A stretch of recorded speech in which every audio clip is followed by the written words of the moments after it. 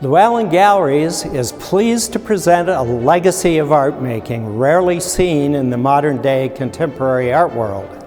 The works of Minol Araki are paintings in ink and colors on paper made in the Chinese-Japanese Literati tradition, originally painted by the artist completely independent of the world of commerce and entirely for their own sake.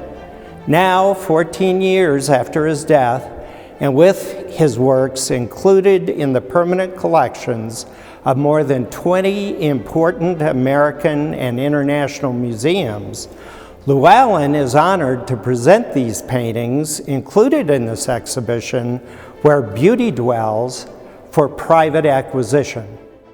Art historian and independent scholar Bonnie Lee unpacks the life and work of this extraordinary artist and his remarkable accomplishment in the literati tradition that he pursued throughout his very successful life. The literati traditions found in Asia throughout history share a common ideal of a scholar-artist, one who could, through self-cultivation, achieve individual self-expression in his writing and his art. After the convulsions of the 20th century that dramatically transformed societal structures across Asia, the figure of such an erudite artist-gentleman did not seem to have a modern iteration in the post-war era until Minol Araki. From landscapes and still life to portraits and birds and lotuses to monumental room-sized installations, Minol Araki was an artist whose paintings encompassed nearly every genre. Rather early on, he cast himself as a modern-day literati figure and embraced in particular the creative independence and occasional eccentricity that characterized the literati of Edo period Japan. As an artist, he was not reliant upon, nor particularly concerned with, commercial demands. He did not sell his paintings to support himself, thereby fulfilling that quality of moral autonomy that was another key aspect of literati culture.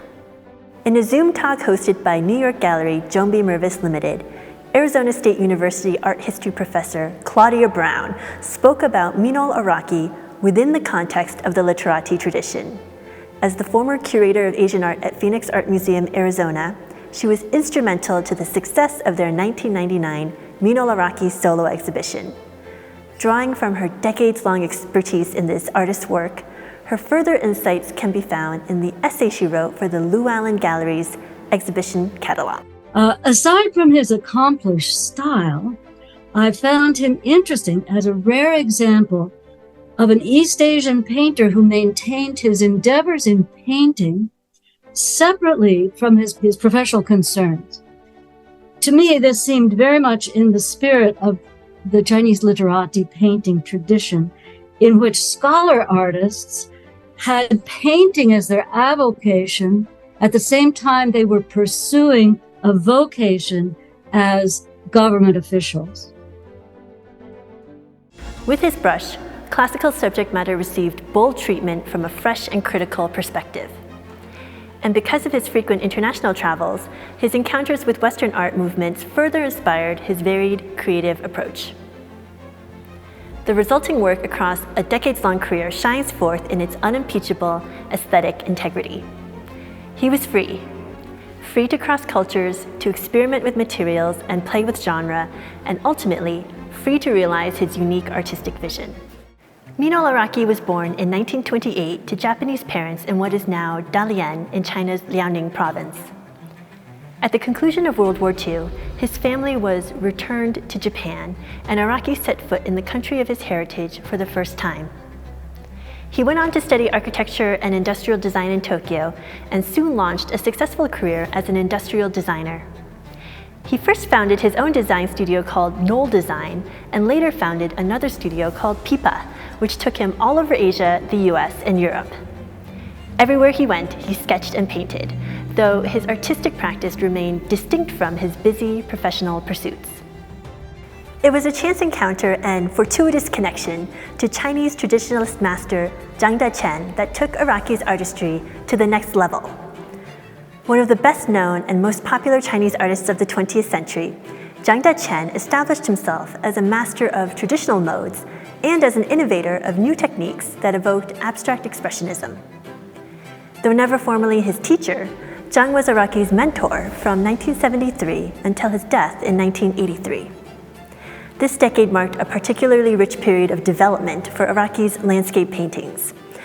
Like his mentor Zhang, his immersive landscapes utilize gradations of ink and wash that, when inspected up close, are nearly abstract, but when viewed in totality, resolve into a sweeping, epic vista. Though inspired by real mountains, particularly those in Taiwan, his landscapes were not meant to be literal. Rather, they were impressionistic renderings, deeply imbued with philosophical meaning. The scale of the two wise figures in Two Sages in Landscape from 1977, for example, traces back to Song Dynasty Literati scroll paintings that considered the place of man in a vast, unfathomable natural world. Perhaps Minol Araki's best known and most beloved depiction of animals are his snow monkeys. One of his 5 monumental multi-panel paintings is devoted to the subject and is now in the collection of the Minneapolis Institute of Art. Native to and found only in Japan, his red-bottomed macaques run and pose and play across nearly 70 feet of snowy landscape.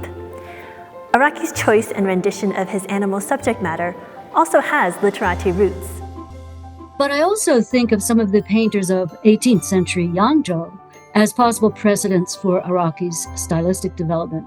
For example, the artist Huayan often painted birds, animals, and in lifelike poses observed from nature. And I think that Araki achieved this in his own way in snow monkeys.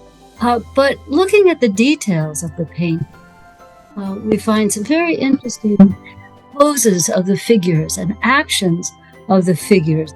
There's a sense of how Araki must have made an effort to pose the animals within an ink landscape that is carefully modulated using blank paper, but also white pigment to give the wonderful snowy environment. So, like bird and flower painters in history in China and Japan, Araki closely observed and carefully recorded the characteristic poses of the animals necessary in order to achieve a lifelike quality. The exhibition at LewAllen Galleries features 2 exceptional snow monkey paintings, both of the same scale and with the same vitality as the multi-panel work. These 2 paintings are the only other depictions of snow monkeys that Minol Araki ever created. They predate the 12-panel monumental painting at Minneapolis by more than a decade, indicating that the monkeys held an unusual, persevering appeal to the artist throughout a prolific period of experimentation. The great 17th century artist Bada Shanren was an important influence on both Minol Araki and his mentor Zhang Dechen. Araki's depictions of birds in bold, inky strokes recalls Bada Shanren's exploration of the same subject matter, and often with a similarly wry humor. Like the Ming Dynasty masters' renditions, Araki's birds sit lightly on their perches, balancing almost impossibly on wispy branches. This gravity-defying portrayal was rather startling to observers in 17th century China, but is unsurprising to the modern eye trained in abstraction. Araki's birds therefore feel simultaneously classical and contemporary. The black myna bird in Bird on a Persimmon Branch from 1978 is a relatively small creature compared to the pictorial space, yet its piercing gaze and pointy upraised beak command attention equal to the size of the work. Araki further punctuates his formidable bird with a bright orange-red persimmon that is perhaps a play on his own name, Minol, which means fruit in Chinese. The persimmon in this painting is delightfully reminiscent of the Zen masterpiece 6 Persimmons by Muchi, which is in the collection of Daitokuji Temple in Kyoto, Japan. As an avid student of Chinese and Japanese paintings, Araki had previously referenced this painting in his other works. Dangling parallel to and opposite the signature and seal, the persimmon could therefore be understood as yet another signature, the kind of self-referential motif that Araki frequently employed in his paintings. More than a decade after his passing, Minol Araki's career and legacy is firmly secured. a solo exhibition at the Phoenix Art Museum in Arizona and the National Museum of History in Taipei, Taiwan in 1999 was followed by gallery shows and then a major retrospective at the Minneapolis Institute of Art in 2017, which brought the dazzling scope and scale of his work to new audiences. And now, because of a newly established endowment by David Frank and Kazukuni Sugiyama at the Minneapolis Institute of Art, Minol Araki's work will be appreciated by and continue to inspire lovers of Asian art and contemporary art for generations. Though strongly influenced by the masters from centuries past, Minol Araki was as much modern as he was literati. He incorporated the styles and techniques from ancient China and from artists whose work he encountered all over the world, including Ben Shahn and Egon Schiele. Just as Araki was liberated from market pressures in forging his artistic direction, so too was he unencumbered by the formal constraints of classicism as he may have been centuries ago. It was this diverse and global artistic perspective, informed by his unique personal biography, that distinguishes him as a new literati figure for the modern-day era.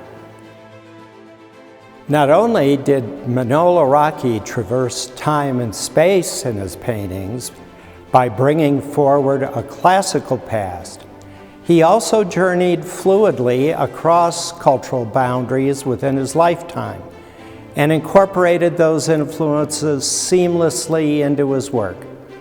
Minol Araki is one of the first artists out of post-war Asia to simultaneously embody a classical type as a literati figure and to present a new contemporary painter who lived between many worlds.